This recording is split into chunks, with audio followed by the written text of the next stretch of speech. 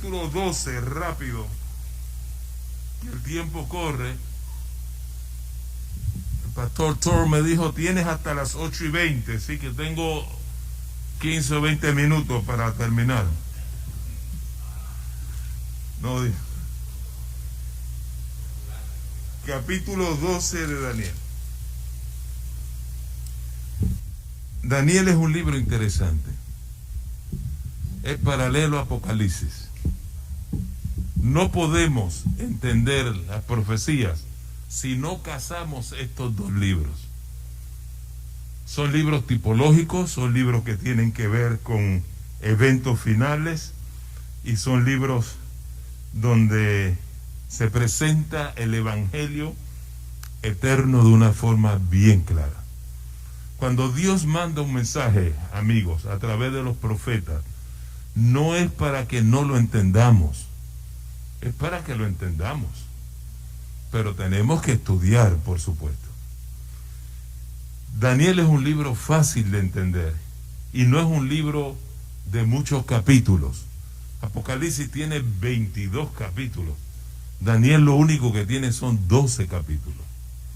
Y de esos 12 capítulos, los capítulos proféticos que tienen que ver con profecías, periodos proféticos, es el capítulo 2, capítulo 7, capítulo 8, capítulo 9, brincamos al capítulo 11 y capítulo 12. Son como 6 capítulos, 6 o 7 capítulos nada más. Los demás son capítulos proféticos.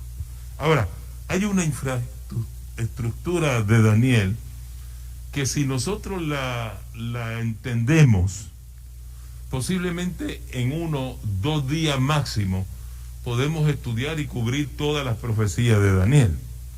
Que las podamos explicar después, eso es otra cosa, pero sí estudiarlas y entenderlas. Es interesante notar que desde el capítulo 8 en adelante hasta el capítulo 12, Daniel escribió esa parte en hebreo.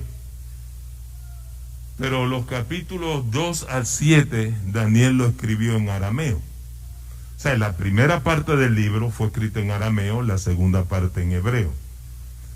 Entre el capítulo 7 y 8, ¿por qué Daniel cambia la forma de escribir? Bueno, porque el capítulo 8 tiene que ver más directamente con el santuario y con las costumbres judías. Él entra en una temática, ese es el corazón del libro, y yo diría el corazón de las profecías. Y el capítulo 8 nos dice las realidades que nosotros estamos viviendo hoy día y el porqué de la existencia de la iglesia adventista del séptimo día. Que pudo haber sido otra iglesia, pero Dios eligió este pueblo. Y Dios está a la cabeza de esta iglesia con un propósito, una misión que está ahí presentada en el capítulo 8 de Daniel. Por lo tanto, para poder comprender el capítulo 12 de Daniel y comprender la mayoría de las profecías del gran conflicto de lo que está ocurriendo y como lo presenta el libro de Apocalipsis, tenemos que tener una noción de lo que está hablando el libro de Daniel y específicamente entender el capítulo 8 de Daniel. Así que yo voy a dedicar unos momentos para eso en particular. Capítulo 12 de Daniel, si ustedes se fijan, vamos a ver bien para que ustedes lleguen a la misma conclusión que yo. Realmente el capítulo 12 de Daniel comienza en el versículo 5, no en el versículo 1.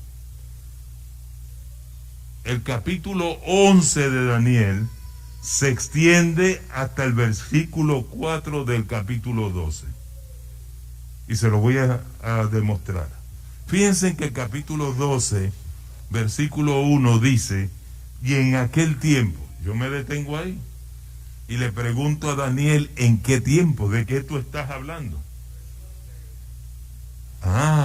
Parece que viene una narrativa anterior y entonces hay una continuidad, está explicando algo y sin detenerse dice y en aquel tiempo, pero el monje que hizo la división de los capítulos y los versículos no hizo un trabajo fácil, y hay que aplaudir el trabajo, y yo sé que fue guiado por el Señor, y el Señor permitió que fuera así, pues así lo tenemos que aceptar.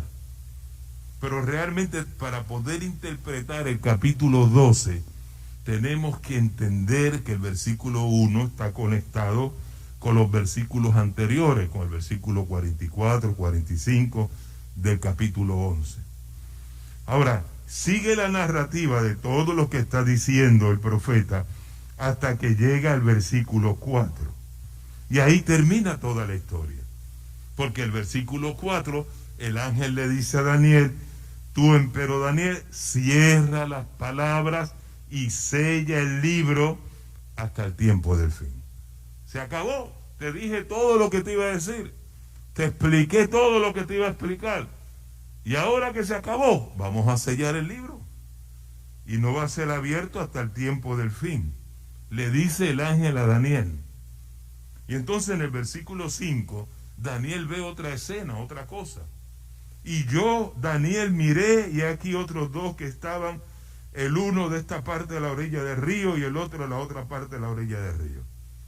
Siempre sabemos que el ángel Gabriel era el ángel encomendado por el cielo para revelarle las verdades a Daniel. Pero a veces cuando vemos a otro ser divino, celestial, con el ángel, que sabe un poquito más que el ángel, y que está vestido con vestiduras sacerdotales, con tela de lino, etcétera, sabemos que ese otro personaje es Jesús. Y entonces el ángel le pregunta a Jesús, en una serie de ocasiones, no solamente en Daniel, vemos eso también en el libro de Apocalipsis. Vemos eso en Daniel en el capítulo 8, cuando un ángel supuestamente le pregunta al otro, ¿cuánto va a durar la prevaricación asoladora? Y el ángel que sabe contesta, parece que ese ángel es el ángel de Jehová. Así que en el versículo 5 en adelante, lo que tenemos es un resumen de todo lo que ha estado diciendo Daniel. Eso es un resumen, en una conclusión. Por eso entendemos que el capítulo 11 llega hasta el versículo 4. Ahora, hay tres palabras claves que debemos conocer para entender el capítulo 12 de Daniel. Cuando usted ignora el significado de esas tres palabras, se crea confusión, y a veces usted escucha personas hablando de Daniel y del capítulo 12 por la radio, y a veces uno dice, pero ¿de qué está hablando este individuo? Los conflictos mayores que han habido teológicamente hablando en nuestra iglesia concerniente a la interpretación del capítulo 12 de Daniel es porque se ignora esas tres palabras. Y se ignora, por supuesto, lo que Daniel escribió anteriormente. Bueno, dicho esto, quiero mencionarle las tres palabras. Una de ellas es maravillas, que en hebreo se dice pelé. La otra palabra que encontramos en el capítulo 12 de Daniel es la palabra tamid, que la traducimos al español como el continuo, la continuidad. Y la tercera palabra que se menciona en el capítulo 12 de Daniel es la abominación asoladora o la prevaricación desoladora, lo que decimos en hebreos el sikus somen. Esta palabra específicamente está conectada con todas las profecías, especialmente con la obra impostora del anticristo romano medieval hasta el 1798. Así que yo voy, como el capítulo 12 es una conclusión de todo lo que se ha venido diciendo. ¿Qué les parece si hoy hacemos un repaso de las cosas más importantes del libro de Daniel? Y ustedes van a ver cómo abuelo de pájaro. Y mañana cuando les pregunten quién predicó en Trujillo, Padró, ¿y qué estudiaron, muchachos? En 20 minutos estudiamos el libro de Daniel completo. ¿Y qué aprendiste? Nada, pero lo estudiamos. Bueno, vamos a ver. Yo espero que captemos algo, ¿no? Vamos a tocar solamente los capítulos proféticos nada más, no los históricos. Capítulo 2, sueño de Nabucodonosor. En ese sueño se nos presentan 4 imperios. Esto es un repaso. Ustedes me van a decir cuáles son los imperios. ¿Cuáles son los imperios? Babilonia, Medo-Persa, el reino greco-macedónico y el imperio romano. Ya terminamos con el capítulo 2, ¿qué les parece? ¿Qué más tenemos que entender? Las personas que nunca han estudiado el libro de Daniel, capítulo 2, pues uno tiene que ir con calma, leerles el capítulo y mostrarles lo que está diciendo la profecía, pero con ustedes yo no tengo que hacerlo. Y después del imperio romano, ¿qué es lo que se presenta en la imagen? 10 ¿qué? El pie, 10 reinos. ¿Y qué sucede? ¿De dónde salen esos 10 reinos? De la caída del imperio romano del occidente. Ahí tenemos esas 10 tribus bárbaras que bajaron del norte. Por eso se les llaman septentrional. Vienen del norte y atacan la urbe, la capital del imperio mundial. Y eso lo vemos proyectado en las trompetas de Apocalipsis. Pero no nos vamos a liar. Es que es lindo brincar de una escena a otra escena y ubicarnos y entender en dónde estamos específicamente. Por ejemplo, alguien me pregunta a mí, padrón, pero en los sellos, ¿en qué sello estamos viviendo? Bueno, estamos en el 6º sello. Y eso es relativo a las trompetas. ¿En qué trompeta estamos viviendo? No. Ahí al final estamos en la 7ª trompeta, en la última trompeta, que comenzó a tocar en el 1844. Según el capítulo 11 de Apocalipsis, dice que cuando comenzó a tocar la 7ª trompeta, comenzó el juicio de los muertos. Se vio el arca del pacto. Jesús pasa del lugar santo al santísimo. Algo comienza ya en el santuario celestial. Aparte de la obra intercesora de Jesús, comienza un juicio. Los libros son abiertos. Comienza un juicio investigador. Pero también comienzan unas bodas. Y cuando las bodas se acaben, Jesús se está casando con su novia, la santa ciudad, según el capítulo 21 de Apocalipsis. Entonces capítulo 19 dice que Jesús viene como Rey de Reyes para llevarnos a las cenas de las bodas. Después de una boda viene una fiestecita, una cena, viene el bizcochito. Jesús mismo dijo que volvería para llevarnos a las cenas de las bodas del Cordero. Nosotros estamos invitados no a la boda, pero podemos entrar a la boda ahora por fe. Ahí está Jesús intercediendo por nosotros. Capítulo 10 del libro de los Hebreos, Pablo dice que ahora es el momento que podemos pasar el velo, eso es su carne, llegar a donde está Jesús y ahí recibir perdón y misericordia. Jesús está en el trono de gracia, intercediendo por nosotros, y lo ha estado haciendo desde que ascendió en el año 31 al cielo. Capítulo 7, terminamos con los 4 imperios. Ahora brincamos al otro capítulo profético de Daniel. Capítulo 2, brincamos ahora al capítulo 7. Y qué interesante, encontramos 4 bestias en el capítulo 7. La primera bestia era ¿qué? Un león que tenía ¿cuántas alas? 2 alas. ¿Qué quiere decir las alas en la profecía? ¿Qué simbolizan las alas? Simbolizan velocidad, ¿verdad? Era rápido este león, tenía 2 alas, ¿no?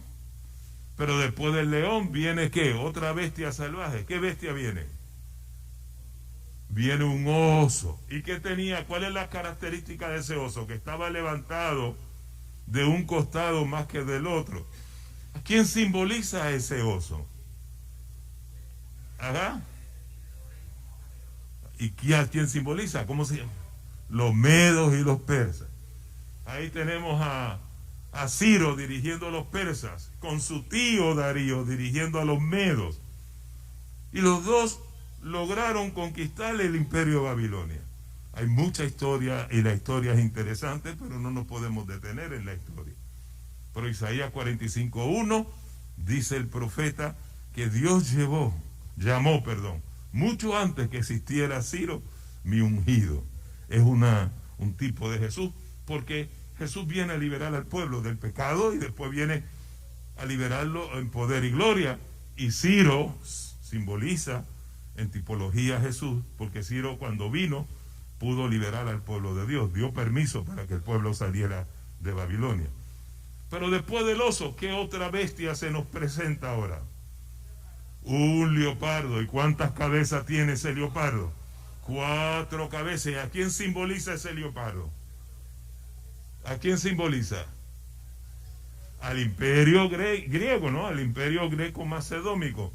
Y esas 4 cabezas, ¿qué quiere decir? ¿Qué pasó con Grecia cuando cayó? Se dividió en 4 partes, ¿verdad? ¿Y eso le dio fuerza al imperio o debilitó al imperio? Lo debilitó. Así que ya vemos ahí que cuando muere su gran líder Alejandro Magno, 4 de sus generales lucharon casi por 10 años para tratar de unir otra vez al imperio griego y no pudieron unirlo.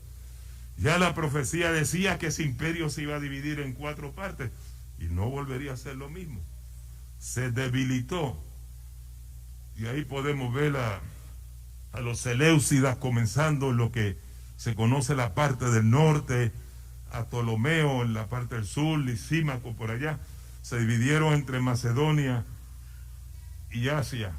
Ahora, después de ese leopardo terrible, ¿qué bestia aparece ahora? Una bestia como espantosa, indescriptible.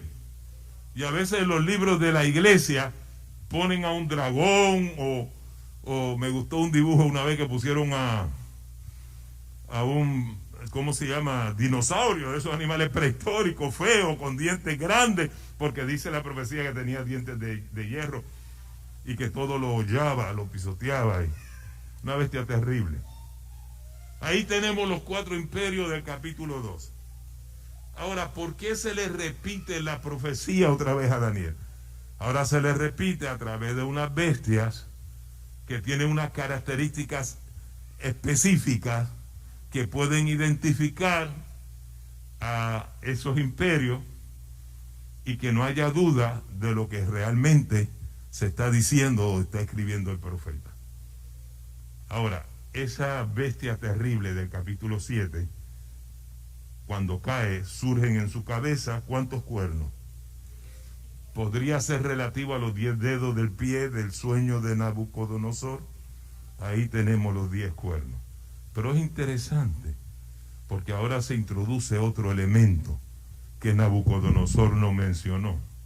Ahora hay un cuerno pequeño que se levanta entre esos 10 cuernos. Y al principio era chiquito, pequeño, pero comenzó a, ¿qué dice? Comenzó a crecer. Y de las 10 naciones que estaban establecidas, derriba a 3. Derriba a 3 de ellas. Los lombardos, los érulos y los ostrogodos cayeron. Luego más tarde vamos a mencionar, 3 naciones caen con ese poder que surge. Entonces ahora la profecía se enfoca en ese poder. Pues tenemos que descifrar ese poder. Tenemos que conocer ese poder. Y ahí se enfoca Daniel y ahí se enfoca Apocalipsis. Daniel no se está enfocando ni Apocalipsis en Rusia, Ucrania, en Alemania. No. La profecía no habla de eso. La profecía habla de un cuerno pequeño que va a surgir, que en un momento dado va a tener control mundial. Lo dice Apocalipsis, no lo digo yo, ¿no? Ahora, entramos en el capítulo 8. Porque Daniel, para que podamos describir o saber quién es ese cuerno pequeño, nos da en el capítulo 7 10 características. Y si ustedes nunca hubiesen estudiado la profecía de Daniel, nos deteníamos a estudiar cada una de ellas, de esos rasgos característicos, para saber quién es el cuerno pequeño, que ya sabemos y conocemos que es el papado. ¿Estamos claros? Hablaría palabra contra el Altísimo, perseguiría a los santos del Altísimo, trataría de cambiar la ley de Dios Y se daría un tiempo específico, tiempos y la mitad de qué? De un tiempo. Hay un periodo profético aplicado específicamente a ese poder, que ustedes saben ya porque han estudiado que son 1260 años. Ustedes ven que Daniel no es difícil. Daniel no es difícil. Ustedes mismos me han dado a mí una clase aquí de Daniel. Ahora, cuando entramos en el capítulo 8, que ahora él escribe en hebreo, no en arameo, aquí las cosas ahora se comienzan a poner un poquito difícil. Pero ustedes van a ver, ustedes lo van a entender y se van a dar cuenta que realmente el mensaje está bien claro. En el capítulo 8 ahora aparece un carnero con 2 cuernos, ¿verdad? Y después del carnero aparece un macho cabrío. Pero espérate, el capítulo 7 me hablaba de bestias salvajes, terribles. Y ahora el capítulo 8 me está hablando a mí de bestias dóciles. ¿Por qué? ¿Por qué ese cambio? ¿Y por qué solamente 2 bestias? Bueno, el cambio se da porque ahora Daniel va a hablarnos un poquito acerca del santuario celestial. Entra en la temática del santuario y quiero que sepan que Daniel utiliza las bestias en el capítulo 8 que estaban relacionadas con los sacrificios del santuario. ¿Estamos claros? Por eso es que cambia ahora a bestias dóciles. Ahora, ¿quiénes son esas bestias? Yo quiero saber. La Biblia se explica a sí mismo, se explica sola. Viene el ángel Gabriel. Y Daniel se encuentra ahora con un problema, que es que el capítulo 8, la visión que él ve, tiene 2 partes. ¿Cuántas partes dije yo que tenía? 2 partes. Es un problema ahora. ¿Por qué? La primera parte tiene que ver con esas bestias dóciles. Pero la segunda parte tiene que ver con un periodo profético que se menciona en el versículo 14. Ahora, Daniel entendió la primera parte, la parte de las bestias, porque el ángel le explicó y le dijo, mira, ese carnero que tú vistes, ¿qué le dijo Daniel? Son los medos y qué. Pues ya no hay más nada que buscar. Yo escuché no hace mucho una predicación en una iglesia adventista y ahí estaba un estudioso de las escrituras. Digo estudioso porque se metió en Aguascalientes y cuando estalló la guerra allá, ¿se recuerda del Golfo Pérsico? Pues entonces empezó a identificar a Irán, a Irak con los medos y los persas, porque está hablando de Mesopotamia, de esa región, y le dijo a la iglesia, se los dije, se dan cuenta de lo que yo les dije, que iba a estallar la guerra allí. Mira, aquí está la profecía, aquí tenemos a los medos y los persas, ahí esa es la batalla moderna. Y ahí empezó a decir una de disparate que yo me quedé impresionado. Y ahora hay quien dice, no, que si el águila, pues el águila se identifica con Estados Unidos, que si el oso y que esa bestia se identifica con Rusia, y ahí empiezan a inventar y a buscar. Bueno, ¿para qué inventar si ya el ángel le dijo a Daniel lo que eran esas bestias? Y la segunda bestia del cuerno, le dice el ángel a Daniel, ese es el rey de Javán, de Grecia, de Macedonia, de por allá. Y ese cuerno representa al rey primero, dice. No hay nada más que buscar, punto.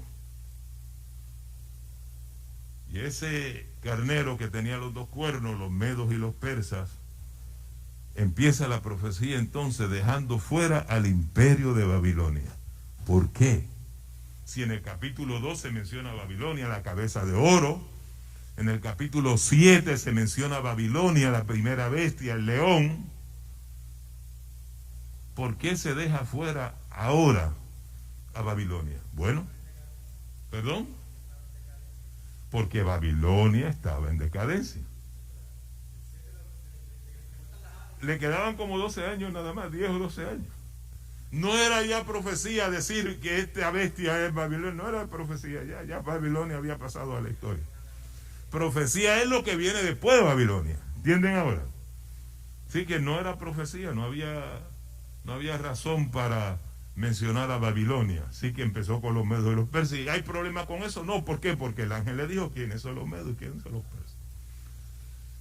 Hay una palabra en hebreo, y me da mucha pena no tener un slide para ir mostrándoselas a ustedes, para visión.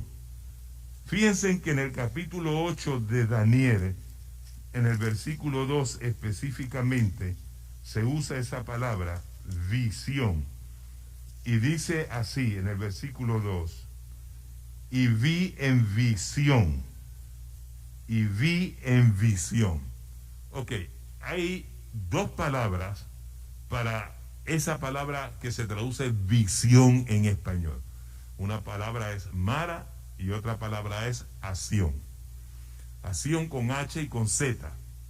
Quiere decir, acción, todo lo que él vio. ¿Y qué fue todo lo que él vio? Las dos partes del capítulo 8. Las bestias y la parte del periodo profético. Ahora, cuando habla de visión en el sentido de Azón, habla específicamente de la parte del periodo profético del capítulo 8 de Daniel. Ok, capítulo 8. Vemos que viene tan rápido esa segunda bestia que es el imperio greco-macedónico, la rapidez de Alejandro Magno, que apenas un muchachito joven de 20 y pico de años, en 12 años conquista el mundo y se presenta como el leopardo que en vez de 2 alas tiene 4 alas, implicando la velocidad que conquistó el mundo. Él simplemente quería realizar el sueño de su papá Filipo, que Filipo quería organizar un ejército de Macedonia y Grecia y llevar ese ejército para atacar allá a los medos y a los persas en Mesopotamia, pero le matan al papá y el muchacho crece, se vuelve poderoso, político, líder y organiza, la gente de Grecia puso los ojos en este muchacho y organiza un ejército impresionante entre Macedonia y Grecia y comienza su campaña todo por Macedonia, Asia Menor, llega allá a Mesopotamia y derrota a los medos y a los persas. Pero su ambición era más allá. Siguió hacia el sur para conquistar a Egipto y después siguió hacia la India, pero cuando estaba por la India, su ejército se cansó y le dijo, no, vamos a regresar. Hace años que no vemos nuestros hijos, nuestras esposas, nuestra familia. Protestaron. Él mató a 2 o 3 de los que protestaban, pero según avanzaban hacia la India, él quería llegar al mar por ese lado. Tuvo una presión más fuerte de parte del ejército y entonces él regresó. Pero parece que le gustaban las orgías, las fiestas, las borracheras, y tenía una mala vida. Y la historia no se ha puesto de acuerdo para decirle que murió, pero murió de 32, 33 años, jovencito, no duró mucho. Y cuando muere Alejandro Magno deja un legado. Pero aparte de eso, sus 4 generales quieren tomar posesión ahora del reino. Y eso se lo explica el ángel a Daniel. Sí que Daniel entendió la primera parte de la profecía. Pero ahora la segunda parte, Daniel no la entendió. Y el ángel no se la explicó y el ángel se fue. Daniel dice la Biblia, capítulo 9, que comenzó a llorar, a ayunar. Tuvo bastante tiempo llorando y ayunando.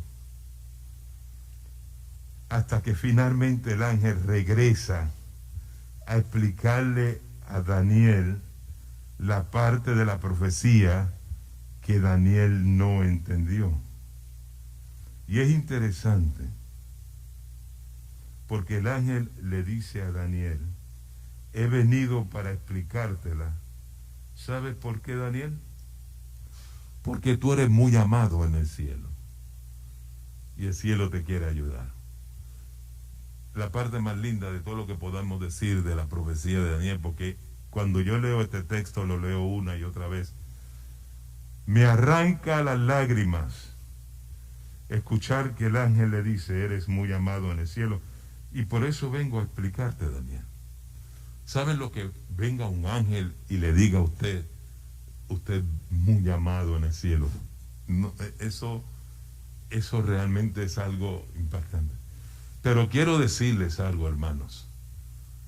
Si hay algo que yo quiero que ustedes se lleven esta noche para sus casas, es que ustedes y yo somos muy amados en el cielo. Y por eso estamos aquí. Por eso Jesús murió en la cruz por nosotros, porque Él nos ama a nosotros. Y cuando usted vive, enfrenta su vida, sus situaciones, y mantiene ese pensamiento en la mente, yo soy muy amado en el cielo, tú sabes que Jesús está ahí al lado tuyo. A veces las cosas no salen como uno quiere, pero Dios tiene un propósito.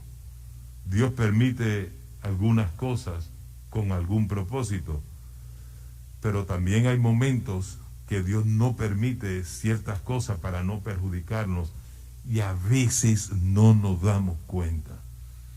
Cuando lleguemos al cielo, el angelito de nosotros nos va a contar tantas cosas que Dios nos permitió para que nosotros fuésemos felices, y de cuántas cosas nos libró que no vimos, a nosotros, a nuestros hijos, a nuestra familia. Por eso cuando oramos, yo recuerdo un pastor Ocampo que nos decía, siempre debemos orar y dar gracias por las bendiciones que vemos y las bendiciones que no vemos, porque son muchas las que no vemos, pero están ahí porque no vemos a los ángeles y la mano de Dios obrando. De cuántas cosas no nos ha librado a nosotros. Es impresionante. Bueno, así que el ángel viene a explicarle a Daniel específicamente la parte que no entendió de las tardes y la mañana. Fíjense que en el versículo 26 del capítulo 8 dice, y la visión de la tarde y la mañana que está dicha, y cuando usted va al hebreo, la palabra visión que aparece ahí es mara, no aparece la palabra acción. ¿Por qué? Porque acción implica todo, las bestias y en la parte del periodo profético. Pero cuando hablamos de mara, no, azón implica todo. Mara se refiere solamente a las tardes y la mañana. Por eso entendemos que las 70 semanas del capítulo 9 de Daniel es una explicación del ángel de los 2300 tarde y mañana. Y en eso la iglesia no tiene ninguna duda. Dice, esa visión, la mara de la tarde y la mañana que está dicha es verdadera. Y tú guarda la mara, la visión, porque es para muchos días. Así que el ángel le explica a Daniel, pero aún así, escúchenme bien, ¿qué iba a entender Daniel 1844? ¿Qué iba a entender Daniel de que Jesús pasaría del lugar santo al lugar santísimo? ¿Qué iba a entender Daniel que en esa fecha Dios iba a levantar una iglesia llamada la Iglesia Adventista del Séptimo Día? ¿Qué iba a entender Daniel? ¿Qué iba a entender Daniel si se le hubiese dado el chasco? El mismo profeta Juan no lo entendió, capítulo 10 de Apocalipsis. Así que él simplemente le explicó las 70 semanas, que era parte de los 2300 tarde y mañana, y no le explicó nada más, porque Daniel no iba a entender. Aún en el capítulo 12, Daniel sigue insistiendo, le dice, no entiendo lo que me estás diciendo, y el ángel dice, pues no te preocupes, sella el libro, que esto es para el tiempo del fin, no es para que tú lo entiendas ahora. Va a llegar un momento que se va a entender. Pero hasta donde le explicó el ángel, Daniel entendió. Y ese periodo profético, quiero decirle, las 70 semanas, fue el primer periodo profético que se entendió en la historia, en el ambiente cristiano, en la época de los reformadores. Fue el primer periodo profético que se entendió. ¿Por qué? Porque ahí estaba la fecha de la venida del Mesías, del bautismo de Jesús y de la muerte y crucifixión de Jesús, y los reformadores pudieron entender bien esa fecha. Los que tenían los oráculos en esa época, los fariseos, los sacerdotes, el pueblo de Israel, nunca entendieron esa profecía. Y tenían los oráculos, ellos tenían la profecía y no la entendieron. Y estaba explicada y no la entendieron. Los apóstoles no la entendieron. Pero cuando Jesús resucitó, que estuvo con ellos 40 días, estoy seguro que le explicó muchas cosas relacionadas de él, como está escrito en las Escrituras. Él les abrió la mente, abriéndole las Escrituras y mostrándoles. Y yo estoy seguro que Jesús le explicó a ellos. Así que vamos al capítulo 8. Y ahí el capítulo 8, que habla de las bestias, entra ahora en un cuerno. Versículo 9. Y de uno de ellos salió un cuerno pequeño, el cual creció mucho al mediodía, al oriente y hacia la tierra deseable. Ahí tenemos el papado, ¿verdad? No tengo que explicarles muchos detalles sobre eso. Ahí tenemos el papado. Entonces, vamos a la primera palabra que encontramos en el capítulo 12 de Daniel, la palabra tamid, el continuo. Y lo vamos a encontrar aquí en el capítulo 8, porque este es el capítulo que tiene que ver con el santuario. Y dice el versículo 10, y engrandecióse hasta el ejército del cielo y parte del ejército de la estrella echó por tierra y la asolló. Y el versículo 11 dice, y aún contra el príncipe de la fortaleza se engrandeció. ¿Quién es el príncipe de la fortaleza? Cristo Jesús. Así que aún contra el príncipe de la fortaleza se engrandeció. Y esto definitivamente es un poder político y un poder religioso, porque se mete en los asuntos religiosos y en los asuntos políticos. El mismo cuerno de la cuarta bestia que surge entre los 10 cuernos. Y dice la Biblia, y de él, dice el original, no por él. Lo más seguro, si usted lee en su Biblia, dice por él. Pero el original dice, y de él, de Cristo, que es el que se acaba de mencionar, fue quitada la continuidad, porque en el original no está el sacrificio. Y ahí tenemos la palabra tamid, el continuo. Fue quitado el continuo. La palabra tamid está bien repetida y se menciona mucho y se relaciona con los servicios del santuario. Y usted la encuentra ahí en el libro de Levítico. Es mucho, tamid. ¿Qué es continuo? Bueno, lo que los sacerdotes hacían continuamente. Lo que se hacía continuamente, el pan de la mesa de la preposición había que cambiarlo continuamente, toda la semana había que cambiar ese pan. El candelabro había que mantenerlo encendido continuamente. El altar de oro, el altar de incienso que estaba delante del velo, estaba ahí el mueble más cerca del arca del pacto, donde estaba la presencia de Dios, pero estaba al lado acá de la cortina. Había que echarle incienso y mantenerlo encendido continuamente. Los sacrificios que los sacerdotes hacían, los levitas. La sangre que tenían que introducir dentro del lugar santo, el procedimiento, el mojar con la sangre los 4 cuernos del altar de oro, el esparcir la sangre sobre la cortina, orar, el incienso que sube, que ayuda a la fragancia, todo era la obra continua, y eran cientos y cientos de sacrificios que se hacían, y a veces diariamente.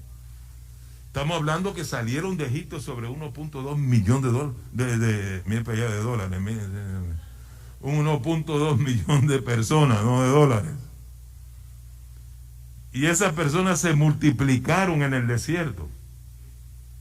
Así que no eran poquitos los sacrificios. Fíjense que era tanto el gentío y tanto el revolú y tanto el ruido, que cuando se mandó a hacer el santuario tenía que estar en el centro del campamento, pero alrededor del santuario estaba el campamento de los levitas, y 1 kilómetro de distancia por cada lado estaba establecido el resto del campamento del 1 millón de personas.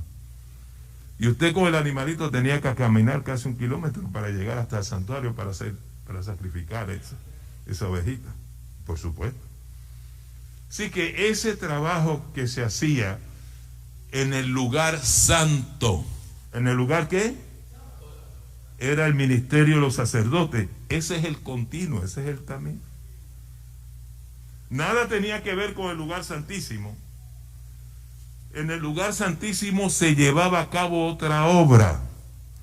La obra que se llevaba a cabo en el lugar santísimo se le conocía como el Yom Kippur, el día de la purificación. Pero eso no era continuo, porque eso se hacía solamente una vez al año.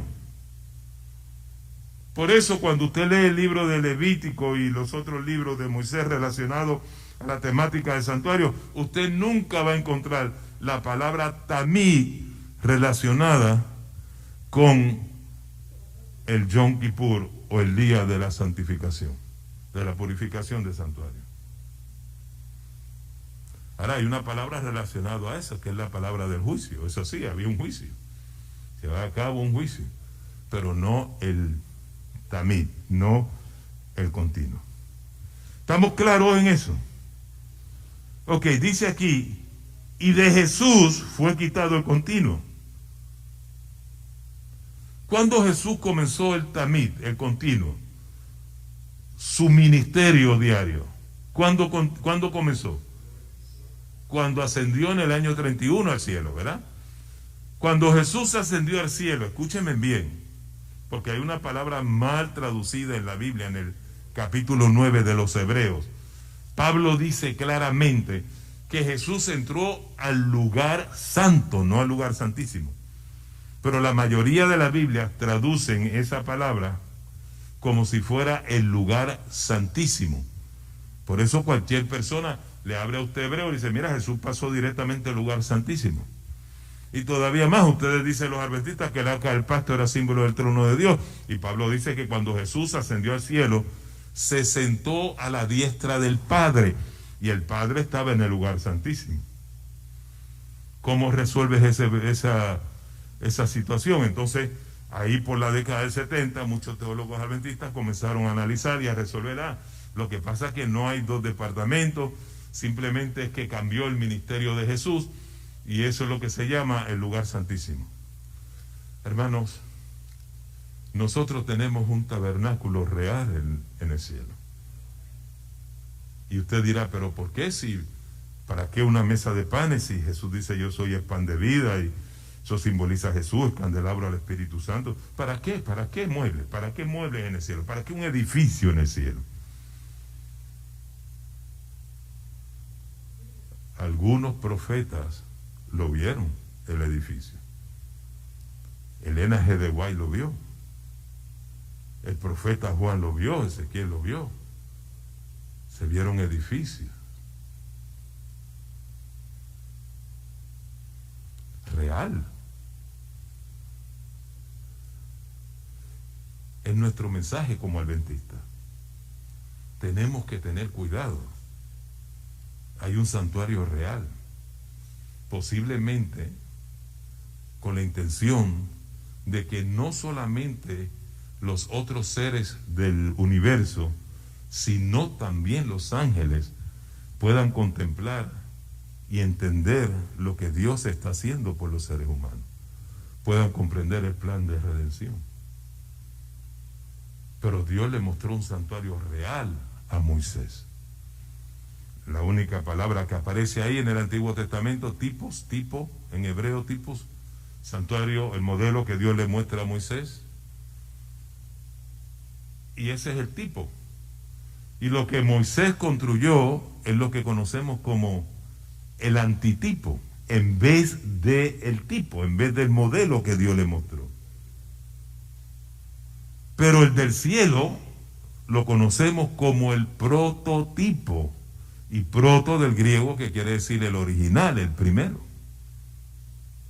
Si Moisés construyó algo aquí, fue algo pequeño, que era sombra, como dice el apóstol Pablo en el libro de los Hebreos, pero la realidad está allá. Esto que era tangible, que se podía ver, era una sombra de la realidad que estaba allá en el cielo. Tenemos un templo en el cielo. Y cuando Jesús ascendió en el año 31, que comenzó su ministerio, y el ministerio de los sacerdotes en la tierra era simplemente un símbolo del ministerio de Jesús en el santuario celestial. Ese es nuestro mensaje. Jesús comenzó su tamid, su continuo en el cielo, pero en el lugar santo. Perdón, interceder por nosotros. Les voy a decir más. No puedo entrar ahora en detalle.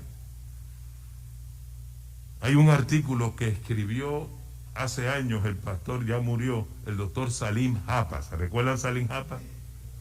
Y él utilizó esa tesis que él escribió, utilizó argumentos de los judíos, tratando de explicar cómo la mesa de los panes en el lugar santo simbolizaba el trono de Dios en el periodo que Jesús estaba en el lugar santo.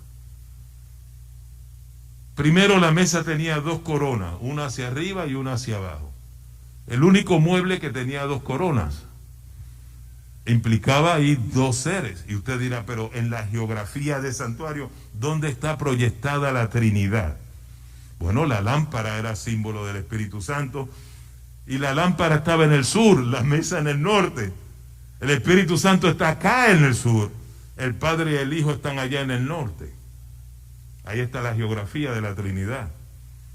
Pero cuando Jesús ascendió, el apóstol Pablo dice que se sentó a la diestra del Padre. Ahí usted tiene las dos pilas de pan, el Padre y el Hijo, aunque esos panes simbolizaban también las 12 tribus de Israel. Y además, yo les puedo probar con la Biblia y les puedo probar con el espíritu de profecía que no solamente el Hijo pasó del lugar santo al lugar santísimo, sino que pasó también el Padre. Vayamos ahí al capítulo 7 del libro de Daniel. Versículo 9. Daniel capítulo 7, versículo 9. Ustedes se dan cuenta cómo el capítulo 7 y 8 nos han detenido un poquito. No es tan rápido ver el sueño de Nabucodonosor, hay muchas cositas. Estuve mirando, dice, hasta que fueron puestos tronos, dice la Biblia. Otras versiones dicen sillas.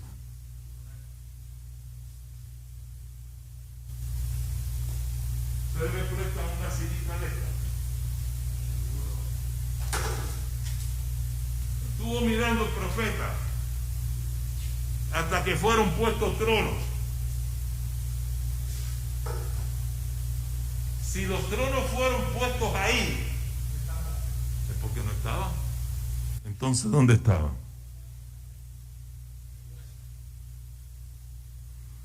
Estuve mirando hasta que fueron puestos tronos, y un anciano de gran edad se sentó. ¿Quién es ese anciano de gran edad? El Padre, cuyo vestido era blanco como la nieve, y el pelo de su cabeza como lana limpia. Su trono llama de fuego, y su rueda fuego ardiente. Me dice uno, pero el trono de Dios es movible. Sí, es movible, lo vio Ezequiel, lo vio el salmista David. Y aquí dice sus llamas, sus ruedas de fuego, sus ruedas fuego ardiente. Tiene ruedas el trono de Dios. Parece que son querubines que mueven el trono de Dios. El trono de Dios es movible. En sí, el trono de Dios es símbolo de su poder. Donde está Dios está su trono.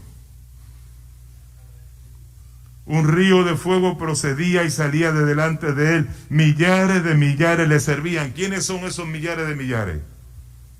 Los ángeles. Y millones de millones asistían delante de él. Y miren lo que dice ahora el texto. El juez se sentó y los libros fueron ¿qué? Cuando dice el juez se sentó es porque comienza una escena de juicio. Y cuando dice que los libros se abrieron es que viene una escena de investigación. ¿No es acaso así las cortes, licenciado? Hay que investigar, ¿no?, los casos antes de llegar a una conclusión final. En un momento dado en la historia de esta humanidad, el Padre pasó de un lugar a otro y se comenzó un juicio, pero un juicio investigativo, comenzó una investigación. Y el versículo 13 dice, miraba yo en la visión de la noche, y aquí en las nubes del cielo como un hijo de hombre. ¿Quién es ese hijo de hombre? Que él mismo se echó ese título. Él dijo que él era el hijo de hombre, que venía y llegó hasta el anciano de grande edad e hicieronle llegar delante de él.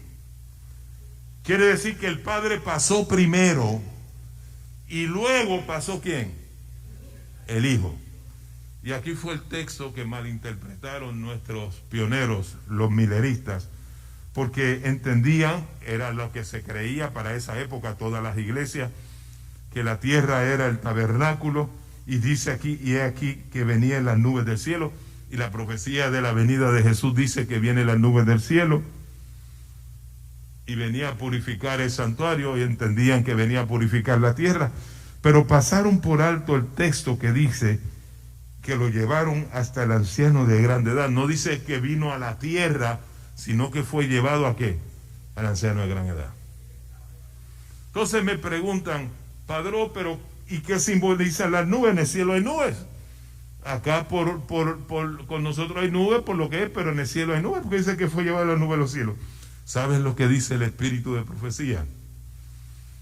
Nubes de ángeles. Esas nubes eran ángeles que transportaban a Jesús, dice ella, del lugar santo al lugar santísimo. Quiere decir que el único mueble que podríamos decir que simboliza el trono de Dios en el lugar santo es la mesa de los panes. Ahí le doy todo el crédito a Salim Japa. Y Jesús, contestando la pregunta del licenciado, ascendió al cielo en el 31 y comenzó la obra ministerial, el continuo, la intercesión, perdón de nuestros pecados, lo que hace por nosotros con el Padre. Pero en el lugar santo, Jesús estaba sentado, porque dice Pablo en más de una ocasión que cuando ascendió se sentó a la diestra del Padre. Pero ahora en el lugar santísimo está de pie delante del Padre. Del 1844 para acá. Y eso en simbolismo tiene mucho que decir. Y hasta aquí llegamos. Seguimos el miércoles. Los espero. Tuvimos que poner el freno en el capítulo 8. El miércoles, ¿sí? Por eso dije el miércoles. Así que el miércoles vamos a continuar nuestro estudio y nos quedamos en el capítulo 8 del libro de Daniel.